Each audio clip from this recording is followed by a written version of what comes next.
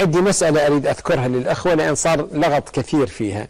مسألة الحلبلاب يا أخوان، مسألة الحلبلاب أنا في واقع الأمر ذكرت أنه إذا كان الحلبلاب من الأجزاء الخبيثة، لأن تدرون كل ذبيحة كل حيوان في أجزاء خبيثة في جسمه.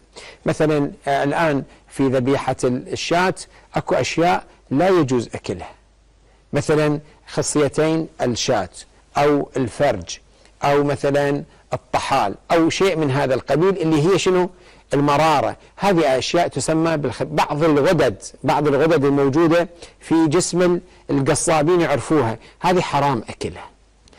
فكذلك في بعض الحيوانات أكو أجزاء خبيثة، وإذا خبيثة يعني غير طيبة، الله حلل الطيبات وحرم الخبائث.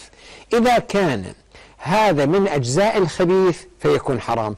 أما إذا قال العلماء لا، الحلبلاب مثل شو يسموه هذا اللي في سمك الأنثى، أكو يسموه شو يسموه الثرب. إذا الثرب هو جائز، فيقول أن الحلبلاب هو كالثرب عند الفحل. إذا كان هالشكل ما في إشكال، لا إشكال في أكل الحلبلاب إذا كان من أجزاء السمك الذي هو المحلل، أجزائه المحللة لا إشكال في ذلك. والفقهاء يقولوا أن السمك إذا كان حلالا فأجزاؤه أيضا حلال. نعم.